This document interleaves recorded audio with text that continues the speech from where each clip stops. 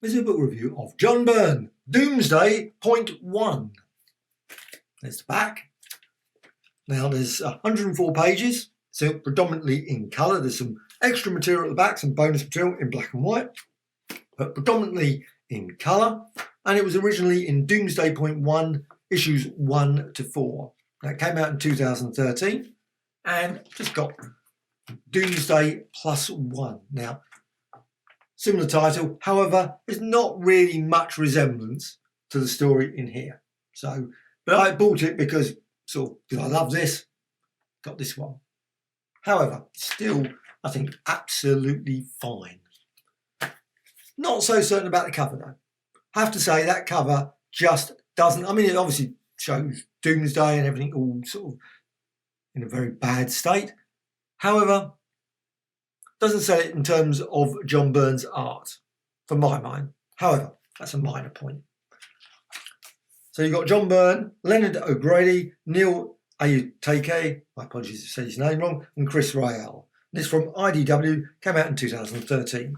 So you've got that exactly the same picture there, duplication, most odd, and you've got the characters on a space station.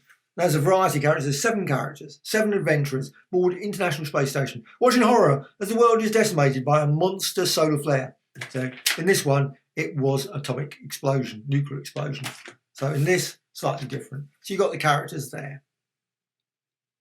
And characters come and they go through the story. So you've got the characters there, but it doesn't always run all the way through. And you've got some setups in terms of possible storyline, what could be in the future stories. Now, I don't know if there was plans to use them or not, because you've got various bits in Italy, bits in the United States, etc. that you think, I wonder if they would have used them if Doomsday.1 continued on to issue 5, 6, 7, 8, etc.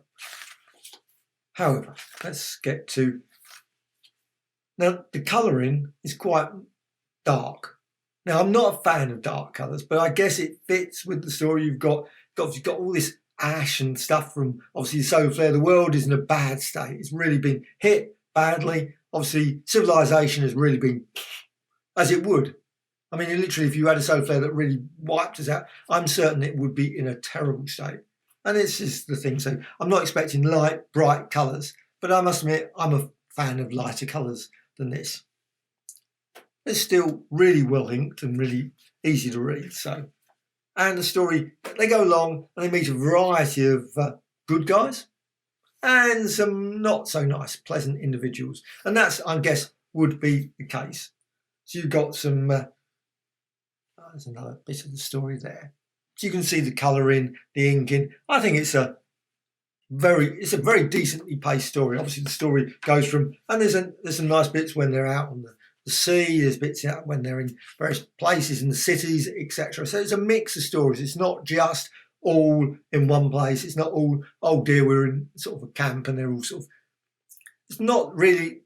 I always go back to The Walking Dead. For me, it's Walking Dead. There is a similarity to Walking Dead. You've got the Negan-like characters. And there's some violence in here as well. It's not pleasant. But of course, that will be the case. I'm certain that people would not be. Some maybe they would. And also it's good to see that they've actually shown some great scenes like here where, because the trouble is, I was like Walking Dead or anything, you think, well, maybe things would not be like that. Because there's a bit here with rats. And rats, of course, would probably have quite exploded if they survived. If they've been down below and they've survived, you would imagine that lots and lots of rats, and you would get sort of cockroaches, whatever. So there would be a lot of that. Don't really see that in Walking Dead. However, you do at least feature in this. But that's a superb artwork all the way through. Thoroughly enjoyable story. And at the back, you get a lovely extras as well, which is always good, I think, at the back too. And also some books I didn't know existed. So I've actually had to search for them. Trio and something called Cold War. To say I didn't know about those. So it's that one sounds quite good, the Trio one. Cold War. I'm not really a fan of sort of that sort of thing. Spy stories. I mean, they're okay. But claimed creator John Byrne releases his latest creation, MI6 Agent Michael Swan. So this Swan's opening adventure Now, I don't know if they produced any more, if this was the opening adventure and that was it. But however, Cold War. So thoroughly enjoyable. Now, as I mentioned, a bit different from one of my favourites. I love this one, Doomsday.1. And this sadly never ended. And this, I hope, at some point will have a conclusion. At the end of the day, I guess there is no conclusion. The end of the world is in a bad state. 7 people on a world that's in a bad state is going to be hard to imagine much of a conclusion. Oh, it's all okay at the end.